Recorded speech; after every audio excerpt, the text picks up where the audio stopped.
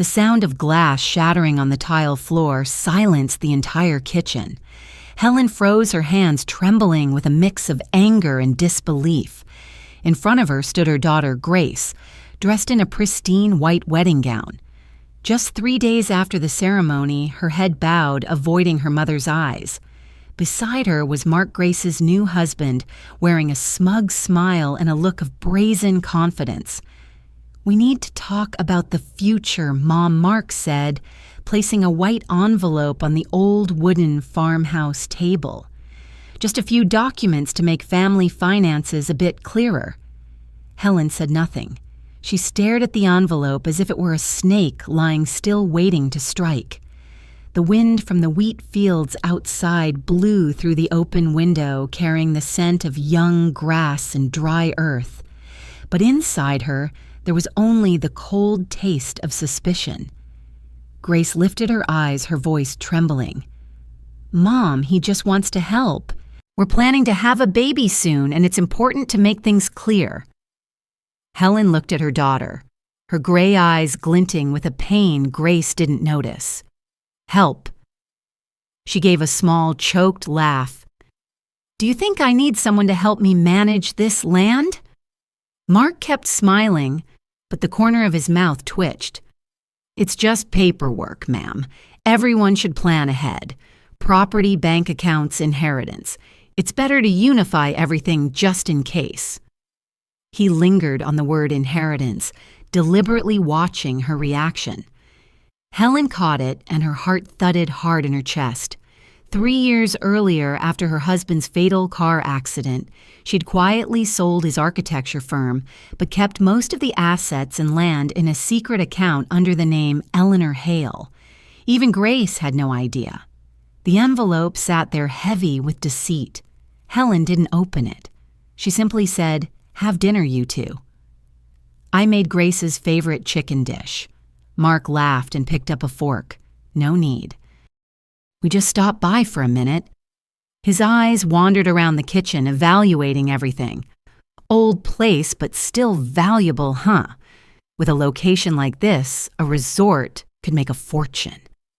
Each word stabbed into Helen like a needle. Every syllable carried the stench of greed. She glanced at Grace, hoping to see even a flicker of protest, but found only discomfort and avoidance. When they left, Helen remained standing by the doorway. The late afternoon sun slanted across the golden fields, painting a soft glow over her silver hair. She picked up the envelope, a chill crawling down her spine. Inside, just as she suspected, was a stack of papers titled Family Asset Consolidation Agreement. And worse, at the bottom of the page was the signature Helen Foster forged so perfectly that no outsider would notice. Her hand shook, but not from fear. It was fury. Fury that her daughter had been drawn into a trap, and that a man like Mark dared to think she was a weak widow, easy to manipulate. Helen sat down, taking a deep breath. Life in Maple Valley had taught her that the one who survives isn't the strongest, but the one who knows when to stay silent. She carefully folded the envelope and locked it away. "All right, Mark Bennett," she whispered. "If you want to play, I'll show you how the game is really played." That night, as the lights in the house went out, Helen stepped onto the porch. The barley field stretched under the moonlight, whispering like the sea. Crickets chirped steadily, but inside her a storm was rising. She remembered the night her husband died another evening with fierce wind. He had once told her, "Keep the land, Helen. Never sell it. It's the future of our family." She had kept that promise, and now the very same land had become the target of the man her daughter trusted most. Sleep never came. Helen opened her old ledger, flipping through deeds maps and the accounts under the name Eleanor Hale. 9 parcels of land in the valley, all under her name. Their value tripled since her husband's passing. If anyone discovered them, they'd find a way to seize them, legalize it, and call it investment. She knew men like Mark. He'd worked in small-time real estate in Portland, his company going bankrupt just a year before. He hadn't married Grace for love, and she had seen that clearly during the wedding when he spent the reception chatting with businessmen, while Grace stood smiling faintly in a corner. Helen lit a cigarette, the white smoke drifting into the cool night air. "So foolish, Grace," she murmured. "Don't you see what he's really looking at? It's not you, it's this land." At dawn, when the sun had just begun to rise, Helen called Calvin Ross, the attorney who had once worked with her late husband. His voice was calm and steady. "Helen, you're saying he brought the documents to your house?" "Yes, and they already have my forged signature. I understand the type. Don't react yet. Let him think you're weak. We'll prepare a counterfeit version, see how far he exposes himself." Helen smiled faintly. In the soft morning light, her face looked less tense, replaced by quiet resolve. She closed the window, put down the phone, and gazed out at the fields where the larks were taking flight, cutting through the breeze as if sketching a new horizon. From that moment on, an invisible war began. No one in Maple Valley knew that the silver-haired widow who tended her farm was in fact the true owner of the entire valley, and she was about to teach the man who underestimated her a lesson about greed, trust, and the power of silence. Mornings in Maple Valley always began with the sound of roosters and the faint aroma of coffee drifting from nearby farms, but today the air inside Helen's house felt heavy, as if covered in dust. Sunlight streamed through the window, casting a glow over the stack of files she had just taken from the safe old documents bearing the name Eleanor Hale. 3 years earlier, after her husband's funeral, Helen had vanished from the public eye for a long time. People whispered that she was broke, that Mr. Foster had left her with debt. The truth was the opposite. In his will, he left her the entirety of his company shares and the rights to nearly half the valley. Quietly, Helen had transferred the assets under a new name, opened fresh accounts, and disappeared behind an identity no one would question. All of it was to protect what her husband had left behind from greedy relatives, from land speculators, and now from her own son-in-law. She opened her laptop and typed an old password. The screen lit up with a list of holdings: 9 parcels of land, 4 rental houses, and a share of profits from a wind energy project totaling nearly $12 million.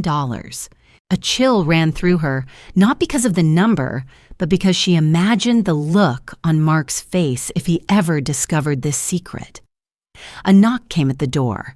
It was Agnes, her neighbor, who lived 2 fields away, carrying a basket of eggs. "I heard Grace is back," Agnes said, her voice a mix of curiosity and concern. Helen nodded and invited her in. They sat by the hearth in silence for a few moments before Agnes spoke softly. "Your new son-in-law." "I don't see gratitude in his eyes." Helen smiled faintly. "I think so, too." Agnes looked her friend straight in the eyes. "Helen, I lost my farm once because I trusted my son-in-law. Don't let history repeat itself." The words cut sharp as a blade. Helen didn't reply, only tightened her grip around the coffee cup. The firelight flickered in her eyes, the reflection of a woman torn between love and self-protection. That afternoon, Grace called. Her voice was light as a breeze. "Mom, Mark's a little upset that you haven't looked over the papers yet. He only wants what's best for me. Please don't think poorly of him." Helen stayed silent. Every word from her daughter struck her chest like a blow. "Sweetheart, I just want to make sure everything is truly fine. Don't sign anything too soon. I've lived long enough to see too many people use love as an excuse to take what was never theirs." "Mom, you're exaggerating." Grace's voice carried a hint of irritation before the line went dead. Helen set the phone down and sighed. The old wooden door creaked softly as if the house itself exhaled, with her witnessing yet another crack forming between mother and daughter. That evening, she called Calvin. "Shall we begin?" she asked. His voice was firm on the other end. I'll prepare a fake set of documents. It will list an inheritance of $400,000 and show a small transfer trail to a secondary bank. Anyone greedy enough will find their way to it." Helen nodded even though he couldn't see her. "Good. Let him think he's already won. When greed blinds him, he'll walk straight into the trap." 2 days later, everything was ready. Calvin sent the documents to her house along with a note. "Leave them somewhere visible, but make it look unintentional." Helen followed his advice. She placed the file on the desk in the living room, right by the window, then went outside to pick apples, pretending to forget.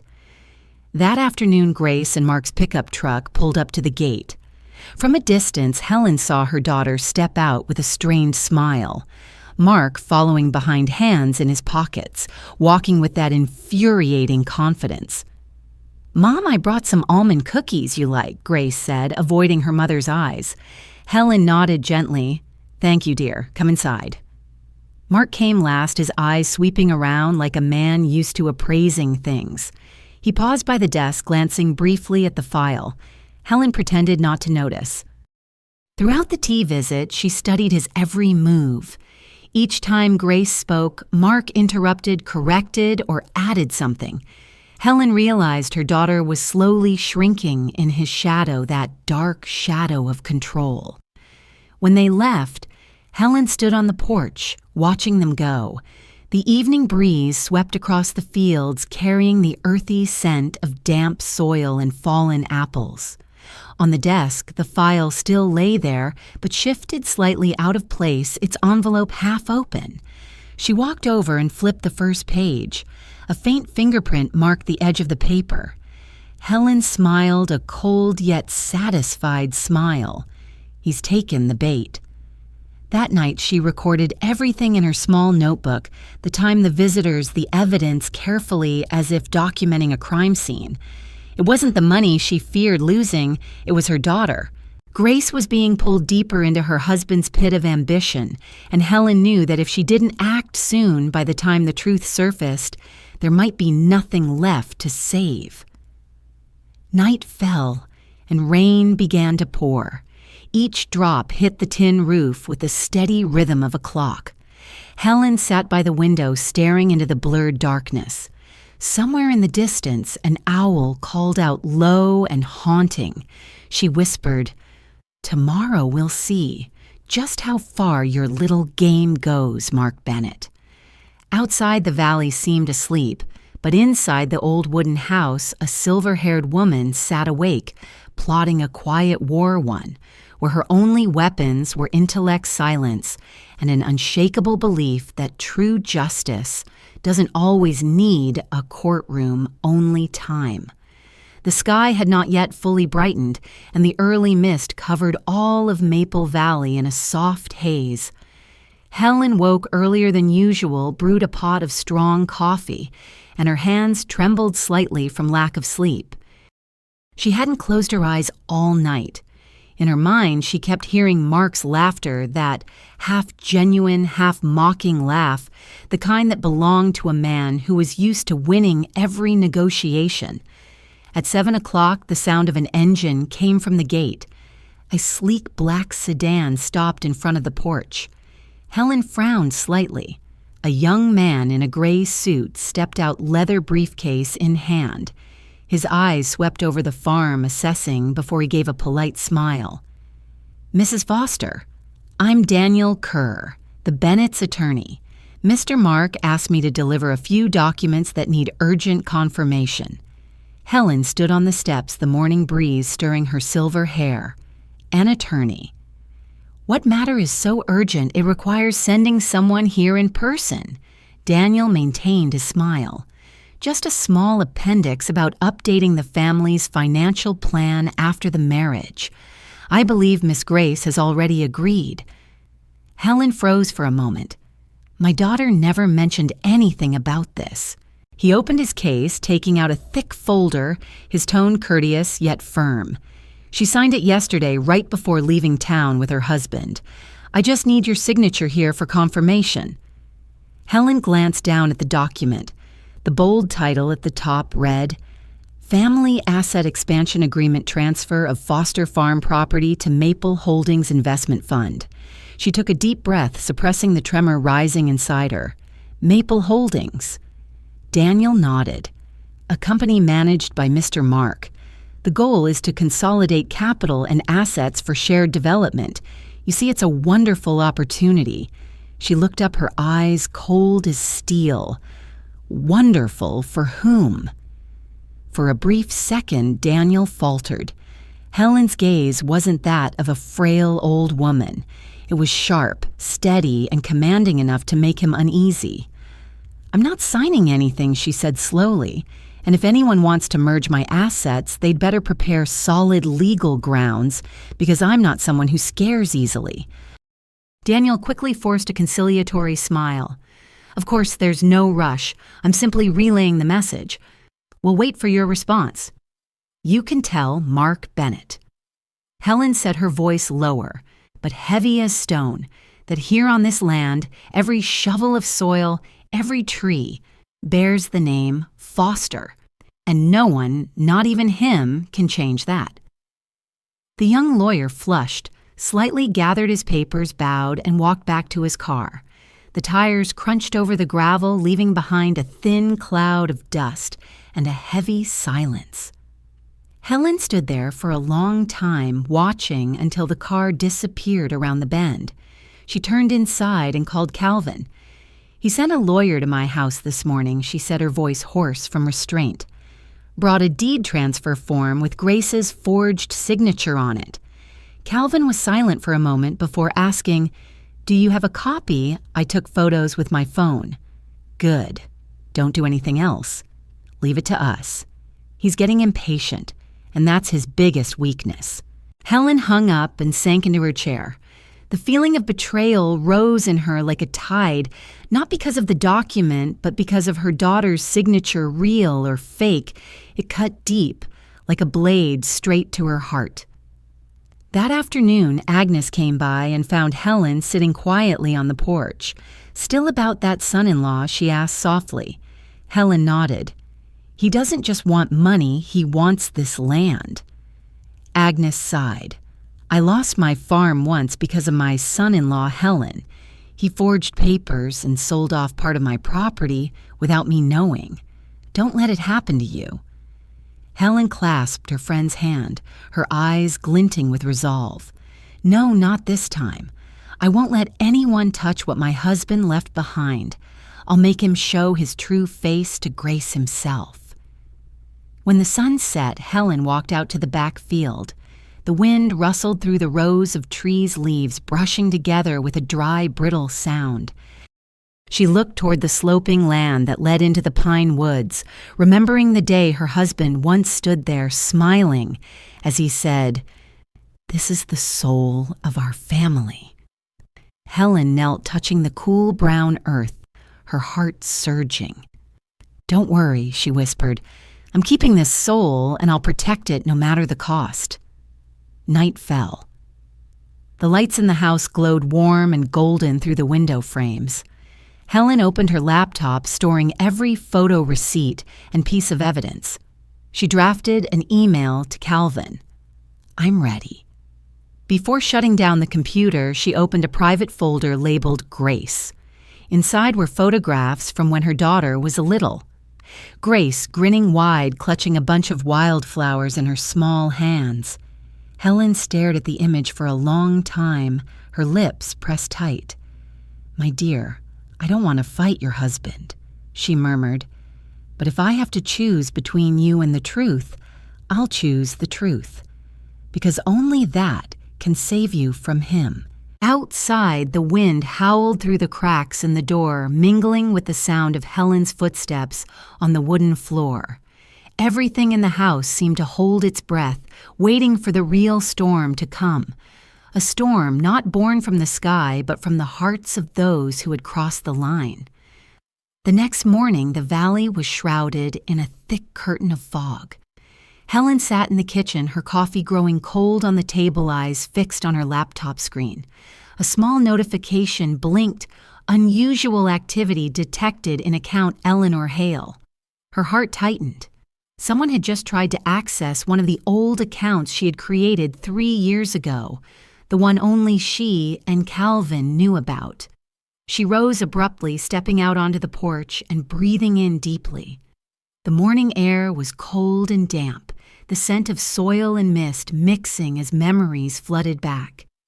She remembered the night her husband died, a sudden accident, his car plunging off a cliff while surveying a construction site.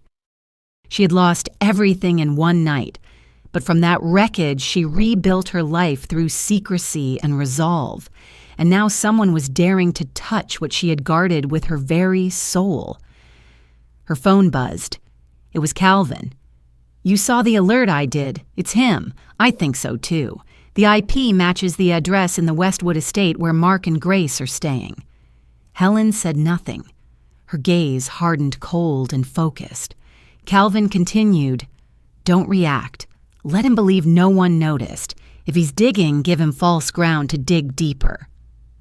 Around noon, Grace called. Her voice sounded pleading yet distant. "Mom, Mark says you misunderstood him. He just wants to help you. Please don't think he means harm." Helen smiled faintly, though Grace couldn't see it. "Help, my dear. I've lived more than half a lifetime, and I've learned that people who truly want to help never ask you to sign before you read. Mom, you're being unfair to him. Or maybe you're being unfair to me," Helen asked softly. On the other end, Grace fell silent. Then her voice broke small and strained. "I just want peace between us. You don't understand. I'm caught between two people." "I understand more than you think," Helen replied gently. "But sometimes you have to let someone reveal their true face before you can really see who they are." When the call ended, Helen's eyes stung with tears. She returned to her desk and opened the drawer, taking out the fake documents Calvin had prepared: statements, ledgers, bank seals, all meticulously crafted. She placed the file on the desk, right where the sunlight hit it, and opened the window to let the breeze flow in. Late in the afternoon, the familiar sound of an engine approached. Mark stepped inside wearing a crisp white shirt and that half-smile she'd come to despise. "Good afternoon, Mother. I thought I'd stop by for a quick visit." Helen looked at him calmly. "I didn't think you had free time in the middle of the week." "Oh, I just wanted to make sure you didn't misunderstand the contract from before. Grace has been upset about it." "I'm upset, too," Helen said evenly. "Upset that my daughter trusts a man who isn't trustworthy." Mark's brow furrowed slightly, then he forced a laugh. "You still haven't reviewed the documents. We only want to consolidate finances for easier investment planning. You know my business, everything's transparent." He spoke smoothly, but his eyes had already drifted toward the desk. The fake file lay weighting the corner of the envelope, sticking out slightly.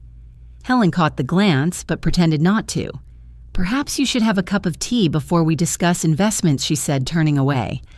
Mark sat down, but when Helen stepped into the kitchen, he quietly lifted the envelope, flipped through a few pages, and stopped at the line that read, "Remaining assets, $400,000.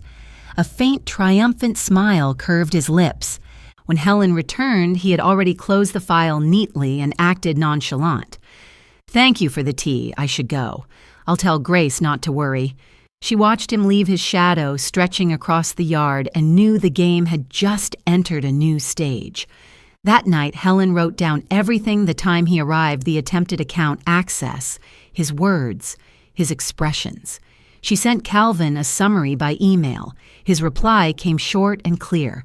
"Good. He's taken the bait. Now we wait for him to swallow."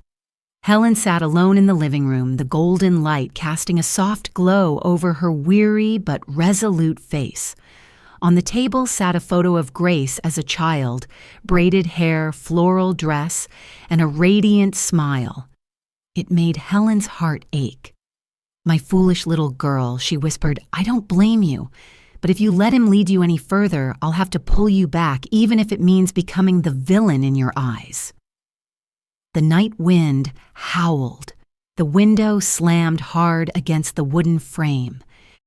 Helen stood to close it, then looked out into the dark fields. The silhouettes of maple trees swayed like old soldiers, steadfast, silent, and alone. She knew she was walking into a battle no one else could fight for her, and in her heart there was no fear left, only the calm determination of someone ready to sacrifice everything to protect what mattered most, truth, and the only daughter she had. Sunday morning was unusually clear. Sunlight poured across the golden barley fields, bathing the valley in a honey-colored glow. Helen woke early, cut a few lavender stems from the garden, and placed them on the dining table. From the window, she looked out at the dirt road leading to the farm, the same road Grace used to run along barefoot as a child, her hair flying in the wind. Today, her daughter was coming home, but Helen knew the one driving would not be Grace. It would be Mark. The gate bell rang. Helen straightened her linen jacket and opened the door. Grace stepped out first, holding a basket of pies, her smile hesitant. "Mom, I brought your favorite apple pies." Helen nodded, her eyes shifting to Mark's white shirt top button, undone, that rehearsed smile that looked like it had been practiced in the mirror. "Thank you, both of you. Come in." The air inside the house felt heavy. The scent of coffee-baked apples and unspoken tension mingled together. Helen poured tea, trying to keep her tone calm. "There's been talk lately. People want to buy land in the valley. Some plan to build a resort." Mark's smile appeared instantly, his voice so smooth it made the room colder. "Well, that's quite an opportunity, Mother. I have some friends in that business. If you'd like, I can help." Helen set her teacup down, her gaze sharp as a blade. "I'm old enough not to need help spending money I don't need to spend." Grace lightly touched Mark's hand, a quiet signal. "He didn't mean anything by it, Mom. Please don't take it the wrong way." Helen looked at her daughter, and in her eyes she saw fear and confusion. A wave of sadness crept over her like cold water. To ease the silence, Helen changed the subject. "Are you still writing for that food magazine?" Grace gave a faint smile. "Yes, but none of my articles have been published yet. I've been helping Mark with a business plan. We might open a cafe in town." Helen understood immediately. Mark needed money, and the cafe was just an excuse. What he really wanted was the forgotten fortune she had hidden away. Halfway through lunch, Mark set down his knife and spoke in an even tone. "Mother, I've been feeling bad about what happened before. I only want transparency between us. We're family, aren't we?" Helen nodded and smiled lightly. "Family is where people respect each other, Mark, not where they forge someone else's signature." The fork in Grace's hand clattered loudly onto her plate. "Mom, what are you talking about? Ask your husband." Helen said, her voice steady. "Documents with my name, my signature, yet my hand never touched a pen." Mark's face paled for a brief moment before he forced a chuckle, trying to mask his discomfort. "You must be mistaken. I was only drafting a sample document. Grace can confirm that. It was all good intention." "Good intention," Helen repeated, her voice calm but cutting. "I've seen many people use those words to disguise their greed." The room fell silent. Grace lowered her head, her voice trembling. "Mom, please don't make this worse. Mark didn't mean any harm." Helen said nothing, just looked at her daughter, the same girl she had raised with sweat and tears, now sitting in the middle of a storm she didn't even recognize. "My dear," Helen said softly, "when someone loves you, they protect you. They don't hide documents behind your back or send lawyers to threaten your mother." Mark clenched his fist beneath the table, the veins in his arm tense, but he kept his tone composed. "I think maybe you're not feeling well today, Mother. We should go." Helen tilted her head slightly and gave a faint smile, the kind that unsettled him. "Stay a little longer. I have a gift for you both." She stood up and walked into her study. On the desk lay the envelope containing the fake $400,000 records that Calvin had prepared. Helen picked it up, walked back out, and placed it in front of Mark. "These are the documents about my assets. You want to manage the finances, don't you? Then take a good look." Mark opened the envelope, scanning through the pages, his eyes gleaming with ambition. "Well, I didn't expect this. You're surprisingly straightforward, Mother." Helen sat down, watching him like a hawk watching its prey. "Straightforwardness is essential in a family, but remember this: my money is mine, and what I choose to do with it is my decision." Grace looked between them, feeling as if she were standing on a fragile wire. "Mom, please don't talk like that." Helen took her daughter's hand gently. "Sweetheart, I just want you to see things clearly. I'm not against your husband. I just want you to understand that not everyone who smiles at you has a kind heart." Mark gave a cold laugh and stood up. "Thank you for lunch. I think we understand each other now." "Oh, I think so too," Helen replied, her tone calm. As the door closed, the sound of the car engine faded into the distance. Helen stood by the window, watching as the vehicle disappeared between the rows of maples whose leaves had begun to turn. She felt neither anger nor relief, only the stillness of a lake disturbed by a single pebble, ripples spreading outward destined to fade. That evening, a text arrived from the bank. "Unauthorized access detected in secondary account. Temporary lock applied." Helen leaned back in her chair, eyes closing. "So it begins," she whispered. Outside, the wind rose, battering the windows. In the flicker of lightning, Helen's face was lit with quiet resolve. She knew there was no turning back. From now on, every pretense would have to fall away. The game had officially begun, and she, the silver-haired woman who once seemed fragile, would be the one to write its ending. Rain drizzled through the night, but by morning the sky had cleared.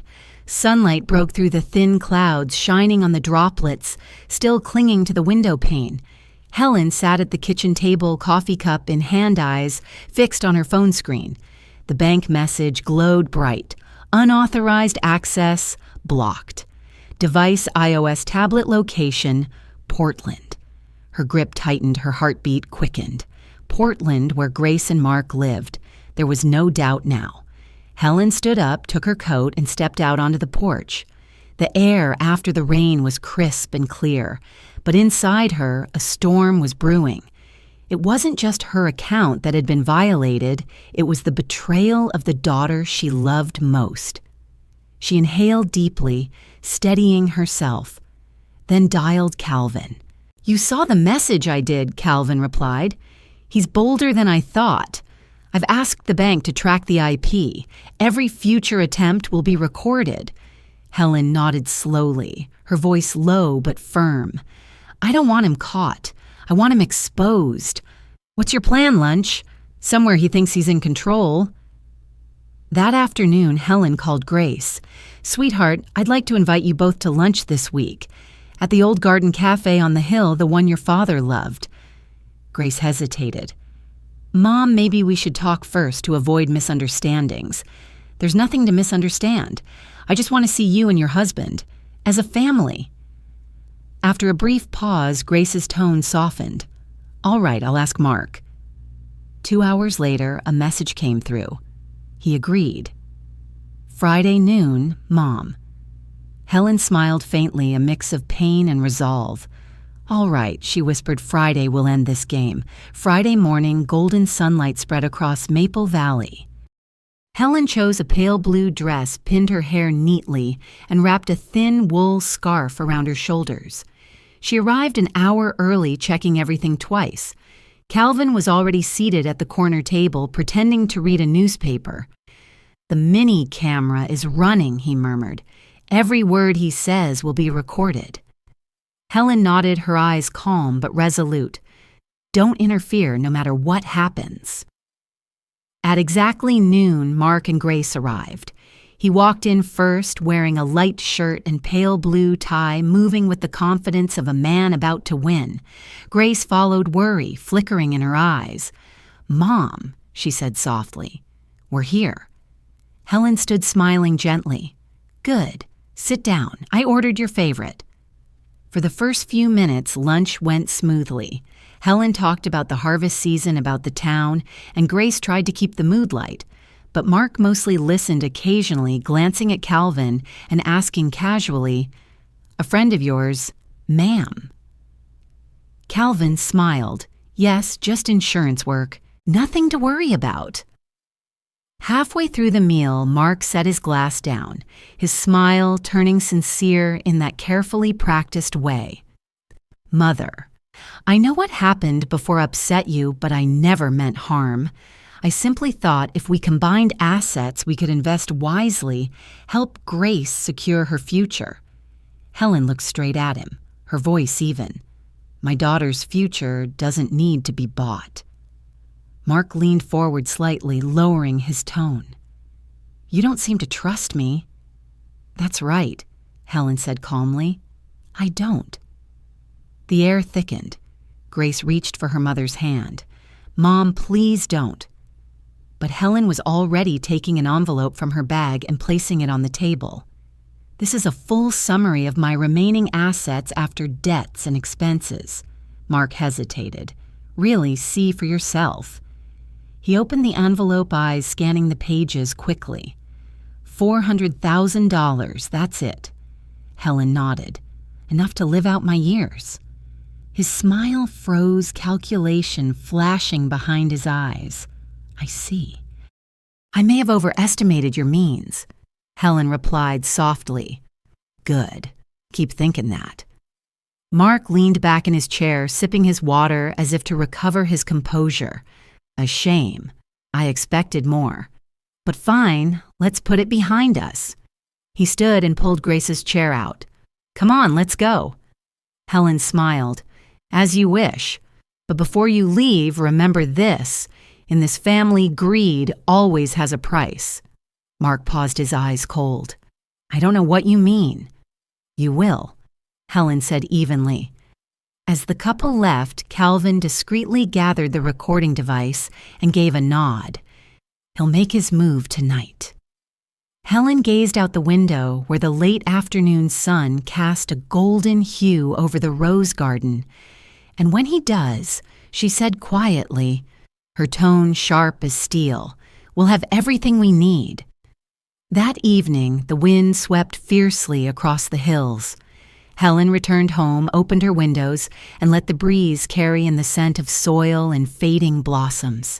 The anger in her heart had subsided, replaced by calm anticipation. She knew that tonight, under the rising moon, a man would dig his own grave with his ambition and with his own foolishness. That night, the wind swept fiercely across the barley fields. Helen couldn't sleep. She sat in her study, the lamp casting a warm but weary light over her lined, determined face. On the computer screen, her online banking inbox was open. Every few minutes she clicked refresh, watching like a sentry on guard for a thief. Around 11 o'clock, a notification appeared. Unusual activity detected, transfer request for $400,000. Helen held her breath. Her hand gripped the edge of the desk, her heart pounding. Calvin had been right. Mark would make his move before dawn. She called him immediately. He answered after a single ring. "It's happening," she whispered. "Don't do anything," Calvin said. "The system is recording everything." "What device is he using?" Helen squinted at the small text on the screen. "Login device iOS tablet registered to Grace Bennett." Her voice faltered. "He's using her tablet." 10 minutes later, Calvin texted back, "All data captured. IP confirmed. He's just left his fingerprints." Helen sank back into her chair, exhaling slowly. "Good," she murmured, "it's done." Outside, the wind howled, louder tree branches tapping against the window like an anxious heartbeat. Helen stood and turned off the lamp, leaving only the glow of the monitor. She stared at the name on the screen, her daughter's, and felt her throat tighten. Grace didn't know, or worse, she knew, and said nothing. The next morning, sunlight filtered through the curtains. Helen had just poured her coffee when the phone rang. It was Grace. Her voice sounded strained, as if she hadn't slept. "Mom, Mark said you're threatening him, that you plan to sue. Is that true?" Helen paused, then spoke evenly. "If telling the truth scares someone, it's because they have something to hide." Grace drew a sharp breath. "Mom, you're making this worse. He's only trying to help by breaking into my account in the middle of the night." "What?" Grace gasped. "Don't pretend to be shocked, Grace. I have proof. That can't be true. There must be some mistake." "No mistake. Your tablet. The same network you and your husband use. He tried to steal $400,000. The line went silent. Then came Grace's choked sobs.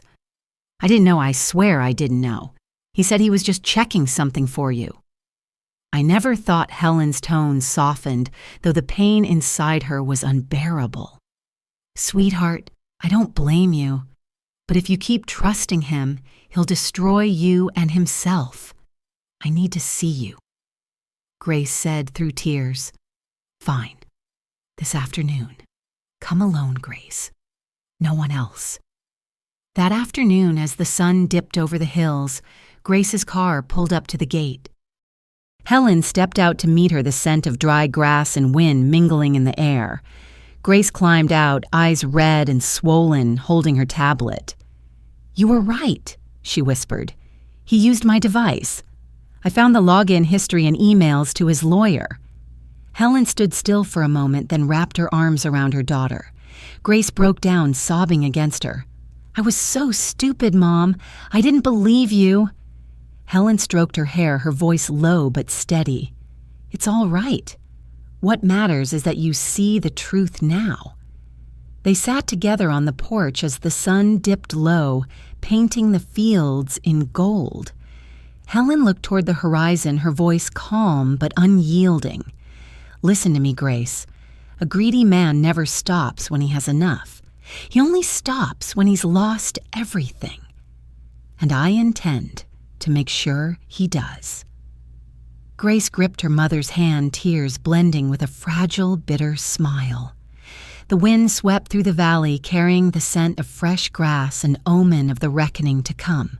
This time it wouldn't just be a battle of wits. It would be the final confrontation between truth and deception. The next morning, the air in Maple Valley felt strangely pure, as if nature itself was trying to hide the storm brewing in the hearts of two women. Helen woke at dawn and stepped outside, her feet pressing into the dew-damp earth. She gazed across the golden barley fields stretching to the horizon. Yet in her mind, everything was clouded by the gray shade of betrayal. Inside, Grace was still asleep. She had stayed the night after their conversation. Helen quietly prepared breakfast, toast eggs, and herbal tea. When Grace finally came downstairs, her eyes were swollen, her face pale and tired, but her expression had changed. The blind trust was gone, replaced by fear and confusion. "Mom," she said softly, "I confronted him last night. He didn't deny it.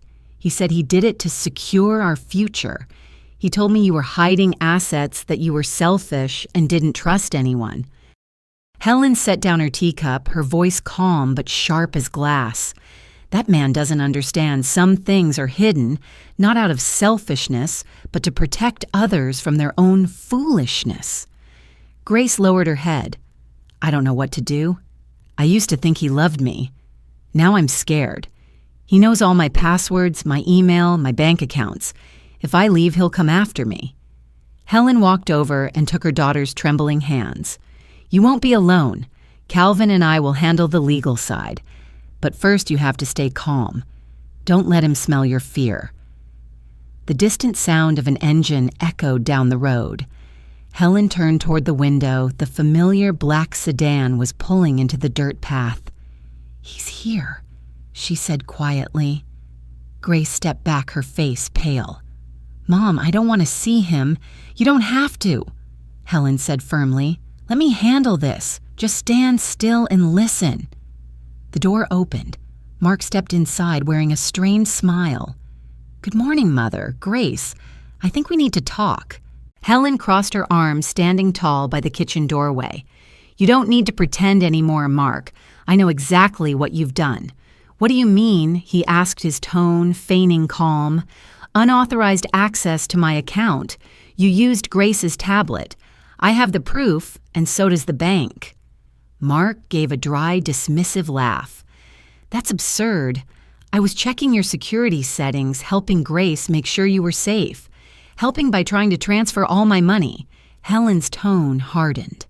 Grace trembled, her voice breaking. Stop lying, Mark. I saw the email you sent to your lawyer. Mark spun toward her, anger flashing in his eyes. You went through my things. I had every right. Grace cried, tears spilling down her face. You betrayed my mother and me. Helen stepped between them, her voice low but commanding. Enough. From this moment on, you are not to step foot in this house again. I've already notified my attorney. Any further attempt to access my accounts will result in criminal charges. Mark was silent for a moment, then smirked faintly. I'd be careful if I were you. In this town, rumors travel fast. It wouldn't look good if people found out you've been hiding inheritance money, would it? Helen met his eyes without flinching. If you want to play dirty, Mark, I'll show you who can stand the mud longer. He turned sharply and stormed out. Moments later, the sound of his car faded into the distance, leaving behind a heavy stillness, a fragile calm, like the surface of a lake before a storm. Grace collapsed into a chair, her hands shaking. Mom, he won't stop. Helen gently brushed a strand of hair from her daughter's face, her eyes steady. I know, but this time he won't escape. I have everything, proof, witnesses, and the truth. The only thing he doesn't have is trust. She looked out the window where birds flew across the pale sky. Inside, her fear had hardened into iron resolve. Mark's game was nearing its end, and this time Helen would be the one to write the final line. 3 days after the confrontation, the sky over Maple Valley was heavy with fog, gray clouds hanging low over the hills, as if warning that something darker was yet to come. Helen brewed her morning coffee while looking through the kitchen window, watching Grace sitting quietly on the porch, wrapped in a wool coat. She looked as though she had survived a storm, dark circles under her eyes, hands trembling as they clutched a cup of tea. You didn't sleep, did you? Helen asked softly. Grace shook her head. He called all night, kept texting. He said you trapped him, that if I don't defend him, he'll go public about you hiding assets. Helen sighed, sitting down slowly. He still doesn't understand that what he's trying to take isn't money, it's trust. And once trust is gone, it can't be bought back at any price. Grace said nothing. The wind stirred tangling strands of her hair across her face. Did you call the police? Helen asked. Grace shook her head again. He said if I did, he'd release everything, my photos, private messages, emails. He has it all, Mom. I was so stupid. Helen reached over, squeezing her daughter's trembling hands. No, Grace. You just loved the wrong man. But I'll fix that. She pulled an envelope from her coat pocket and set it on the table. Inside is a copy of the video from that lunch at the restaurant. He admitted he wanted control of the assets. Calvin has the original. Tomorrow we're going to show it to him. Grace looked up, uncertainty flickering in her eyes. Mom, what are you going to do? Helen took a sip of coffee. Her voice calm but weighted with purpose. Corner him. But we won't need a courtroom. We'll make him sign his own ending. That afternoon, Helen called Calvin. Everything ready. All set, he replied. I've invited him to my office tomorrow morning, told him it's about a financial agreement. He thinks you want to negotiate. Helen gave a faint, cold smile. Good. Let him believe he's still in control. That night, the house fell into silence once more. Grace fell asleep on the sofa, but Helen stayed awake. She stood on the porch watching the silver moonlight spill across the fields. It reminded her of the night her husband died, the night she was forced to stand tall, to be both mother and father, to learn how to hide her tears. Now she stood the same way again, only this time she wasn't alone. The next morning, the sky was overcast. Helen and Grace drove to the law office of Calvin Ross in the center of town. When they arrived, Calvin was ready with a thick folder on the table and a laptop displaying the paused video. Mark arrived 10 minutes late. He wore a dark sweater, no tie, looking tired, but still trying to appear confident.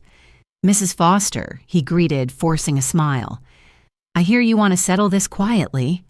Helen sat down, her tone steady. "That's right. I don't want to drag this out. But before we sign anything, I want you to see this." Calvin pressed play.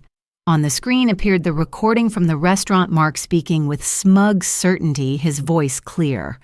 "We just need her to sign. After that, everything will be consolidated. The whole valley will change hands." Mark's face went pale.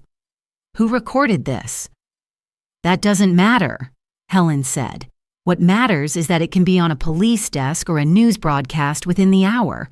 And worse, the evidence of your attempted bank fraud is already with my lawyer." He swallowed hard eyes, darting toward Grace, hoping for sympathy. "You believe your mother?" "She set me up, Grace. She's manipulating everything." "No." "Mark." Grace interrupted, her voice trembling but firm. "I believe my own eyes, and I heard your words." The room went still. Mark leaned back, his hands shaking. "So what do you want?" Helen leaned forward, her tone quiet but razor sharp. "Simple. You'll sign these divorce papers, a financial non-interference agreement, and a confidentiality clause. In return, I won't make any of this public." He stared at her in silence, then let out a dry, bitter laugh. "You really think you've won?" Helen met his gaze without blinking. "I don't need to win. I only need justice." His hand trembled as he picked up the pen and scrawled his name. When the final stroke of ink dried on the page, Helen knew the storm had passed and soon sunlight would return to her valley once more. When the office door closed behind Mark, the room fell into silence. Grace sat motionless, her eyes following the man who had once been her entire world as his shadow disappeared down the hallway. Helen stood by the window, watching a light drizzle fall from the gray sky, the wind carrying the earthy scent of rain, an aroma that blended with the quiet breath of relief. Calvin gathered the papers and spoke softly. "Everything has been certified. He no longer has any rights over Grace, nor can he touch your assets again." Helen nodded, her eyes distant. "I'm not happy, but I feel lighter. Maybe because for the first time in years, I'm not afraid of losing anything anymore." Grace turned to her mother, her voice hoarse. "Mom, why didn't you tell me sooner? If I had known, maybe things would have been different." Helen placed a gentle hand on her daughter's shoulder. "Because I wanted you to live freely without carrying the burden of doubt or the weight of secrets I had to bear. But I forgot that sometimes silence can wound as deeply as truth." Neither of them spoke for a long while. Outside, the sound of rain tapping gently against the glass roof echoed like a slow, steady heartbeat. That afternoon, Helen and Grace returned to the farm. The gray sky began to soften, the clouds parted, and golden sunlight slipped over the hills. The road home felt longer, quieter, and somehow peaceful. As the car turned down the familiar path, the lavender bushes by the gate had bloomed again, their sweet scent drifting through the air like a whisper of peace. In the kitchen, Helen lit the fire while Grace busied herself preparing dinner. For the first time in months, the house was filled with the sound of chopping and the familiar warmth of cooking. The flicker of firelight danced across their faces, one lined with years of experience, the other newly freed from the naivety of youth. "Do you remember the first time your father taught you to plant flowers?" Helen asked, her voice gentle. Grace smiled faintly, eyes glistening. "I do. I planted them upside down, and he couldn't stop laughing. He always said, 'No plant can grow if its roots don't touch real soil.'" Helen paused, looking at her daughter. "Just like people, if we don't touch the truth, we can never truly live." Grace nodded, tears rolling down her cheeks, but she didn't wipe them away. "Mom, I'm sorry. I trusted the wrong person. I hurt you." Helen stepped closer, wrapping her arms around her daughter. "No one escapes mistakes, Grace. What matters is that you woke up and that you're still here." They sat together for a long time, listening to the quiet crackle of the fire. Helen opened a drawer and pulled out an old envelope, setting it in front of Grace. "This is what your father left behind. It's not just money or land, it's trust. And now I want you to know everything." Grace opened it to find maps, deeds, and share certificates, the proof of the fortune her mother had quietly protected all these years. "Mom, all of this belongs to you." Helen shook her head. "It belongs to our family. I was only keeping it safe. But remember, Grace money can't save anyone from greed. How you use it will decide who you are." As darkness settled, the house glowed warmly under the light of the fire. Grace looked at her mother and saw not just the weariness of age, but a quiet strength, wisdom, and deep compassion shining in her eyes. "I want to start over," Mom, Grace said softly. "Not with money, but by doing something meaningful. Maybe I'll finally restart that food magazine I once dreamed of." Helen smiled, her expression tender. "Your father would be proud of you." That night, Helen stepped onto the porch. The breeze carried the scent of lavender and rain. She lifted her gaze to the star-filled sky, her heart lighter than it had been in years. Inside, Grace's laughter floated from the living room, her voice bright and full of life. Helen whispered to herself, "She finally understands. Sometimes people must walk through the darkness to truly see the dawn." The soft hum of crickets filled the air, and in the dim glow of night the Foster farmhouse stood tall in the valley, silent witness to the journey of two women, one who had lost everything to protect, and one who had lost her illusions to grow. Between them remained something unshakable, a love as steadfast and enduring as the land beneath them, the quiet, eternal love of a mother in the heart of Maple Valley. The next morning, the sun rose brilliantly after a night of rain. Golden light streamed through the window, casting a warm glow on Helen's face as she stood in the kitchen preparing breakfast. The scent of freshly baked bread filled the house, blending with the comforting aroma of wood. Grace walked in her hair still tousled, but for the first time in days, a faint smile had returned to her face. "You're up early, Mom," she said. Her voice tinged with surprise. Helen poured more tea and placed the cup on the table.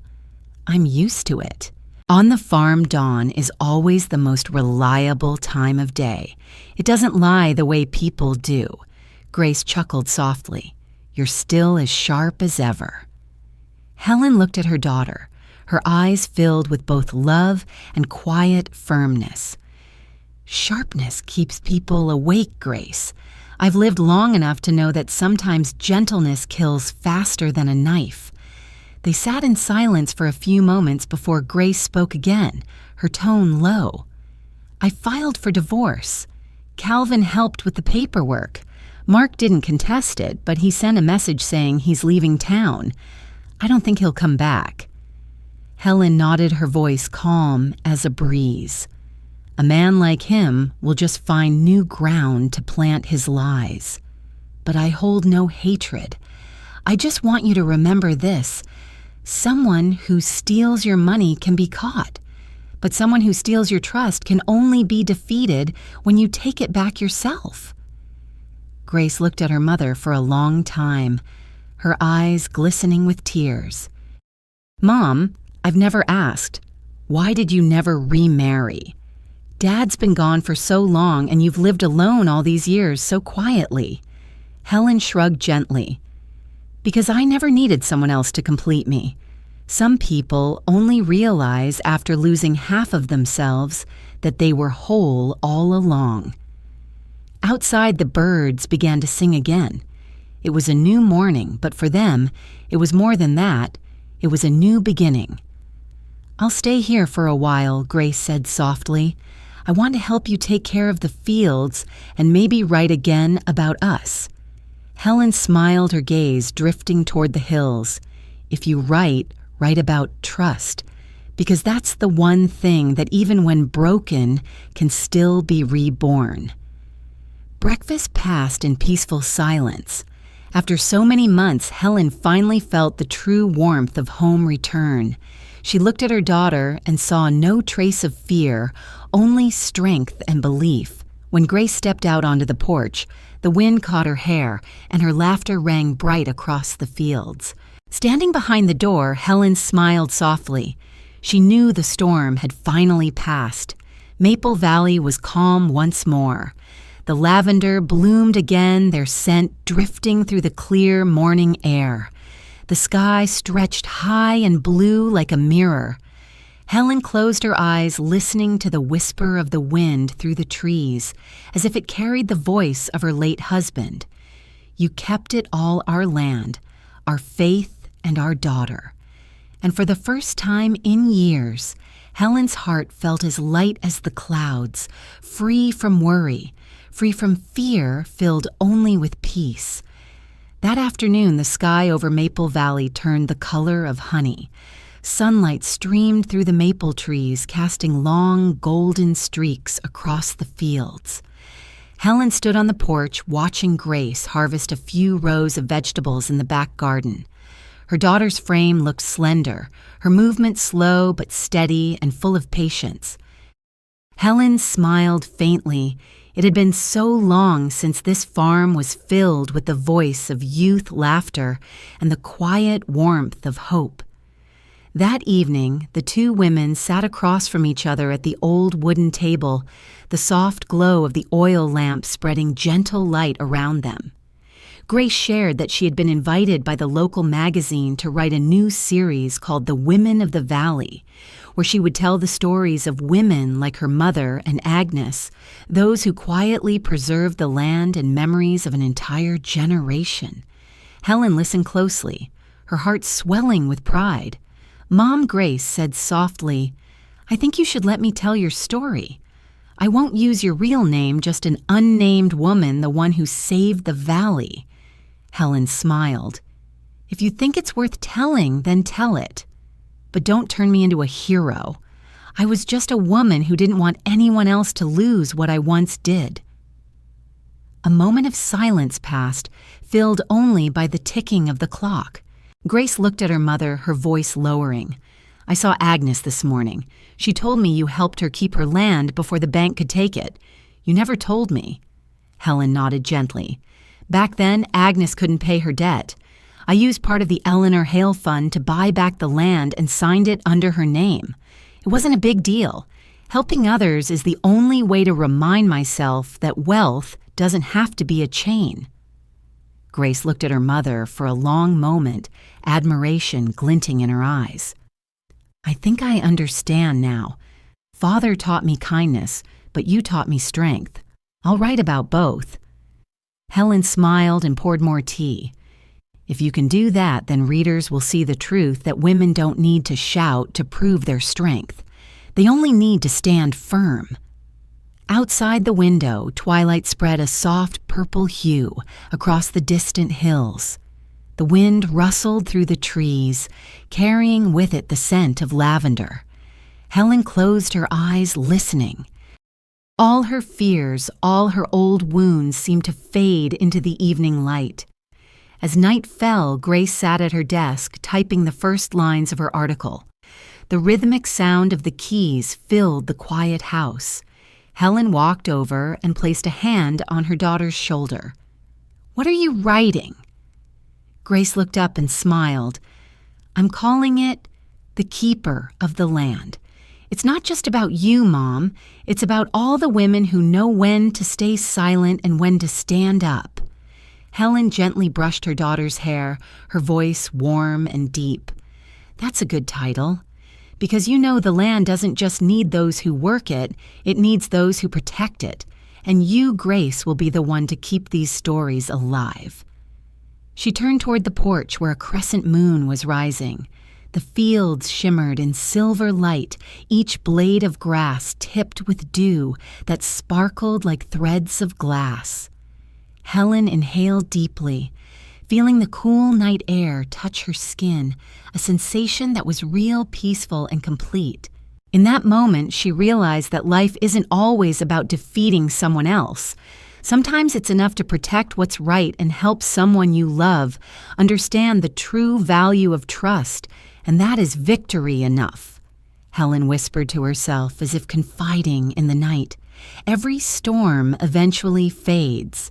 What matters is whether we're brave enough to open the door and let the light back in. In the small wooden house nestled in the valley, the light stayed on late into the night. One woman wrote another sat quietly by the window.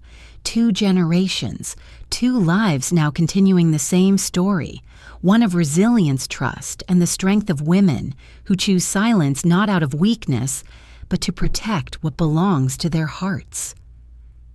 The next morning, the fog slowly lifted over Maple Valley. Gentle sunlight spread across the rows of maple trees and bathed the lavender fields in a soft purple glow. Helen stood by the window, a cup of tea in her hand, gazing at the scene with a rare sense of serenity. The storm had passed, and now there was only peace. Grace entered, her hair neatly tied, holding a thick stack of papers. "Mom," she said, "I just finished the final plan for the Foster Women's Fund. Calvin said once you sign the approval, we can officially register for operation next week." Helen looked up, pride shimmering in her eyes. "That's wonderful, sweetheart. I still remember when you said you didn't even know where to start, and now look how far you've come." Grace smiled softly, her tone steady and full of purpose. "I'm not afraid anymore, Mom. I just want to do something that truly matters for the women who've been underestimated, like you, like me, like all of us here." By noon, Calvin arrived at the farm carrying a new folder, his face glowing with satisfaction. "Everything is complete, Helen. The foundation is now officially recognized. From now on, any woman in Maple Valley who wants to start a business or learn a trade can apply for support." Helen accepted the documents, her eyes warm with quiet joy. "Thank you, Calvin. You've walked this journey with me to the end." Calvin shook his head with a gentle smile. "No, Helen. You were the one who walked it. I just stood by and watched." Moments later, Agnes appeared carrying a basket of freshly picked apples. "I heard the news and came right over. Another victory for you." "Helen," Helen laughed. "Not a victory, Agnes. Just the end of one trial and the beginning of many new lives." They sat together on the porch sipping lavender tea. Grace opened her notebook and read a passage from her latest article. Some women choose silence not because they are weak, but because they know that when the time comes, that silence will become their strength. Helen listened, her gaze distant. "That's a beautiful line, Grace." And it's true. Silence isn't fear. It's how we watch and learn when it's time to rise. As evening fell, the golden light of sunset poured across the porch. The breeze carried the scent of dry grass and the calls of birds flying home to the woods. Calvin stood to leave, while Agnes helped Grace clear the tea set. When only mother and daughter remained, Helen spoke quietly. "Do you remember what your father once said? No one can hold on to the light forever, but they can learn how to become the one who lights the lamp." Grace smiled tenderly. Mom, I think you're the one who lit that lamp not just for me, but for this whole valley. Helen fell silent, emotion tightening her chest. She looked out at the fields where the last light of the day painted the lavender gold. If any light was ever lit, she whispered, then you're the one keeping it burning, Grace. When night descended, they lit a small lantern on the porch. Two silhouettes, one older, one younger, sat side by side amid the scent of flowers and the soft chorus of crickets, saying nothing more. The glow from the lantern washed over their faces, gentle yet strong. In that moment, Helen knew her journey had come full circle. Her daughter had found her own path, the foundation for women had come to life, and the faith she once lost had returned clear and bright as an early summer morning. In Maple Valley, night fell quickly, but the light inside Helen Foster's little farmhouse continued to shine, like a promise shared between two generations of women that they would keep nurturing and protecting this land with their own hands and their unwavering hearts. A week later, Maple Valley entered harvest season. The vast fields glowed under the late summer sun, the hum of harvesters and the laughter of workers blending into a vibrant melody of renewal.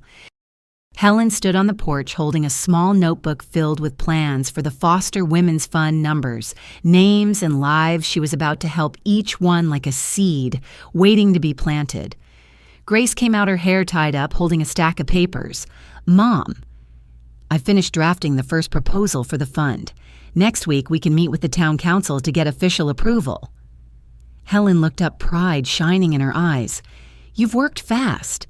I still remember just last week you were afraid you didn't know where to start. Grace smiled, her expression confident. I just did what you always said. When you don't know how to begin, start with the smallest thing. They walked together to the field where Agnes was instructing a group of young women gathering lavender. Under the sunlight, bright purple blooms were bundled into baskets, their sweet fragrance filling the air. Seeing Helen, Agnes waved. You came at the right time. I was just telling them how you once stood up to save your land. They're all so inspired by you. Helen smiled gently. Don't tell them that. They need to believe in themselves, not in my past. The group laughed. A young woman named Leah stepped forward, her voice shy but hopeful. Mrs. Helen, I heard the fund will support women who want to start small businesses. I was hoping for advice. I make lavender soap, but I can't afford the equipment. Helen placed a comforting hand on her shoulder, her gaze warm and steady. You don't need much money to begin, only patience. Send your plan to the fund, we'll review it. But more important than funding is believing you can do it. Leah nodded, smiling brightly. By late afternoon, the sunlight bathed the old farmhouse roof in gold. Grace sat on the porch steps writing down the stories she had heard. Helen brought out 2 cups of lavender tea and sat beside her. Mom, Grace said quietly, I never thought I'd feel peace like this again. I think I lived too long in fear and forgot what it meant to really breathe. Helen rested a hand on her shoulder. Peace isn't the absence of fear, sweetheart. It's accepting that fear is part of the journey. Like the night, it can't be erased, but you can walk through it. Grace was silent for a moment, then asked Mom, do you ever regret it? Hiding the assets, letting things become what they did? Helen shook her head slowly. If I could go back, I'd do the same. If I'd told you everything sooner, maybe you wouldn't have learned to stand on your own. Your father once said people only discover their strength when they lose their support. Now you understand what he meant. The wind carried the scent of lavender through the air. Grace smiled softly. I think Dad would be proud of you. Helen looked out toward the distant hills. Your father used to say, I build the house, you keep the land. He's gone now, but I've kept them, both the land and the soul of our family. That evening, Helen and Grace hosted a small gathering at the farmhouse, the first meeting of the Foster Women's Fund. Candles flickered in the living room, and the scent of apple pie filled the air. Women from all over the valley came: widows, divorcees, young women with calloused hands and hopeful eyes. They listened as Helen spoke about a woman who once lost everything, but instead of falling, stood up to protect her land. She never said who that woman was, but everyone knew. When she finished, the room fell silent, then erupted in applause. Grace looked at her mother, tears shimmering in her eyes. Agnes whispered, "You've planted a seed larger than any field." Later that night, after everyone had left, Helen stood on the porch. Moonlight spilled across the lavender rows, their purple hue glowing softly. The reflection in her eyes was tender and full of peace. Inside, Grace was tidying up softly, humming an old tune, the same one Helen's husband used to sing when they were newly married. Helen closed her eyes, listening. In the wind, she heard a familiar whisper her husband's voice. "You did it, Helen." She smiled, tears slipping down her cheeks, but they were no longer tears of sorrow. They were tears of release, of gratitude. Before going inside, Helen turned to look at the fields one last time. "Everything has come back." She whispered, "the light, the faith, and my daughter." As the door closed, the wind rustled gently through the maple trees. The valley slept in peace, carrying the warmth of women who had risen after the storm. And Helen knew her journey was not an ending, but the beginning of countless other stories of hope, rebirth, and the quiet hands that hold on to what is good in this world. The next morning, the sun rose slowly through a veil of mist, bathing Maple Valley in a soft golden light. The lavender fields swayed gently in the wind, their fragrance drifting through every open window, sweet and peaceful. Helen opened the shutters and breathed deeply. Today was a special day, the official inauguration of the Foster Women's Fund. She had invited the town representatives, the women from the community, and her dear old friend Agnes to the farm. Before the guests arrived, Helen stood in front of the mirror, adjusting her cream-colored coat and neatly tying her silver hair. Her eyes were clear and calm, no longer holding a trace of the doubt or fear from years past. Grace entered, holding the final draft of her article. "Mom," she said softly, pride glowing in her voice. "I finished the piece for the magazine. They loved it. It's going to be published in the special issue this month, your story." Helen turned, smiling gently. "Our story, my dear, not just mine." Grace smiled back, her eyes shining like the sunlight outside. "I titled it, 'The Keeper of the Light.'" Helen was silent for a moment, then nodded. "That's a good title. Because once light returns, it keeps shining forever, not just for the one who finds it, but for everyone still lost in the dark." The ceremony began at 10 o'clock. More people came than Helen had expected. They filled the yard, surrounded by lavender blossoms and bird song.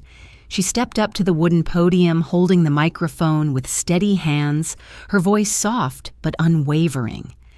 Today is not just the opening of a foundation. Today is proof that loss does not define who we are. Some of the women here have been betrayed, have lost their homes, have been looked down upon. Yet here, they are still, standing still, living. Applause broke through the air. Helen paused, letting the wind move gently through her hair before continuing. "I am not special. I've been afraid. I've wanted to give up. But one thing I've never forgotten is this faith, even when broken, can grow again from the same soil. If I seem strong today, it's only because I learned to stand from my own pain." Her gaze fell to the front row where Grace sat with tears shimmering in her eyes. Helen gave her a small nod and continued. "The Foster Women's Fund is not just about money. It's about opportunity, about opening doors, about sending a message that everyone deserves a new beginning. Never believe it's too late to start again." When she finished, the crowd was silent for a moment before thunderous applause filled the air. Agnes stepped forward, embracing Helen. "You did it," she whispered. "You didn't just keep the land, you kept the spirit of this place alive." Helen smiled, her eyes glistening. "I only did what needed to be done. We all lost something, and together we found it again." That afternoon, after the ceremony, everyone stayed to share apple pie and tea in the yard. The air was filled with laughter and stories from women who once thought they had no strength left. Grace moved among them, taking notes, snapping photos, asking questions for her next article. Helen watched her from a distance, the sunlight catching her daughter's face, bright, free, and full of purpose. In that moment, Helen realized the most precious thing she had ever given the world wasn't her land or her money, it was her faith now carried forward by Grace. As the sun began to set, painting the sky in gold, the guests said their goodbyes. Helen and Grace stayed behind, tidying up the tables. The scent of apple pie, lavender, and warm wood filled the air, wrapping the house in nostalgic comfort. As Grace wiped the table, she said, "Mom, I think I'll start my own column in the magazine stories about women like you. One woman each month, one story, one light." Helen smiled. "That's a wonderful idea. When you finish the first one, send it to me. I'll be your first reader." They both laughed. Helen looked at her daughter, her heart swelling with pride, relief, and gratitude.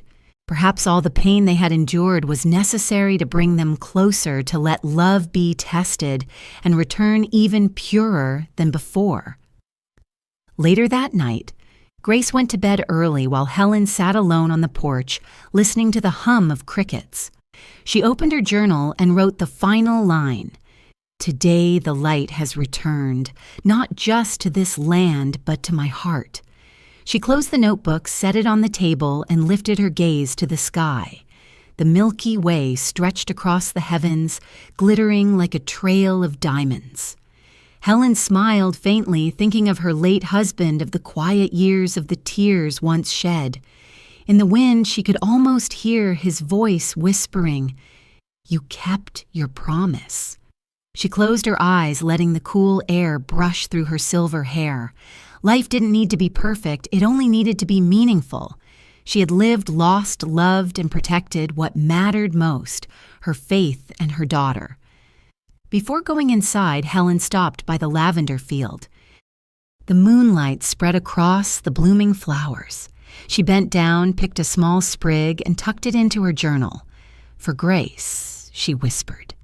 "So she'll remember that the fragrance of peace only comes after the storm." Helen stepped inside and closed the door. The light from the window spilled softly into the valley, a single beam glowing against the night. And if anyone passed by that evening, they would have seen the little farmhouse still lit, not because the woman inside couldn't sleep, but because another kind of light had just been kindled, the light of faith, forgiveness, and a love that would never fade. If you're listening to this story, perhaps you too have been hurt. Perhaps you've lost faith in someone. But remember, every storm passes, and light always returns to those patient enough to wait. Share your thoughts in the comments, and if you believe in the power of love and compassion, like and subscribe, so together we can continue telling the stories of women who know how to keep the light alive in their hearts.